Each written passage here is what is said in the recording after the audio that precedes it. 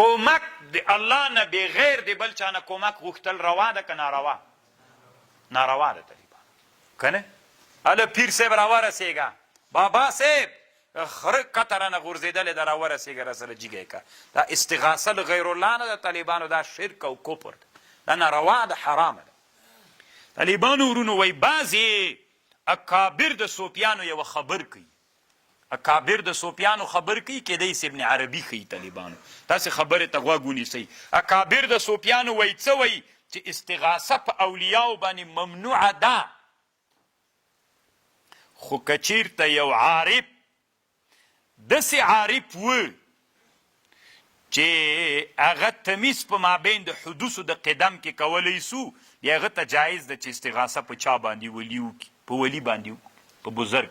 یعنې لنډې دا طالبانو دوی داسې وایي چې بعضې اولیاو ته جایز ده چې استغاثه په ولي باندې وکړي، خو هغه ولي باندې چې دا استغاثه کوي د دې حیثیت نه چې دا ولی ده، د دې وجې نه چې په دې کې دا مظهر د الله عز وجل دپاره ده، د الله عز وجل دپاره دا ولی څوک ده؟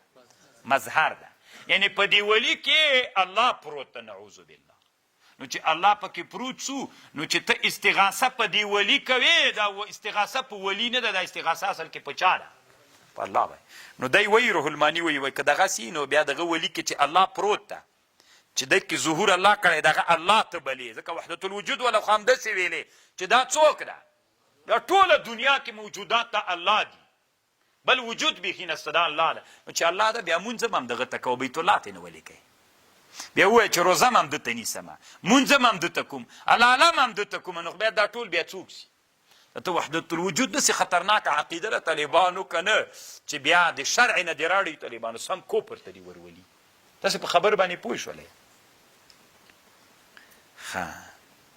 نو دی وایي طالبانو که ته داسې وایې چې زه د ولي ته استغاثه کوم، د ولي ته استغاثه چې کوم له دغه جهت نه کومه چې دا ولی مظهر د الله ده، نو چې مظهر د الله سو، نو چې زه د ولی ته استغاثه کوم یعنې الله ته کوم، نو چې دغسې جهت راغلی خو بیا مونځ هم ورته کوه. دا ټول کفریات دي طالبانو. روح الماني وایي استغاثه به چاته نه کوي، سته که نه په دې ټولنه کې استغاثې. پیر صاحب راورسېږه، هله زیارت راورسېږه،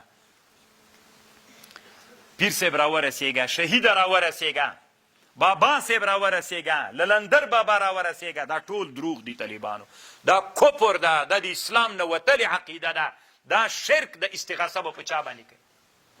الله عز وجل به یې کوي. ټیکټر بابا، پرتوک بابا، ګړندی بابا، شوقي بابا،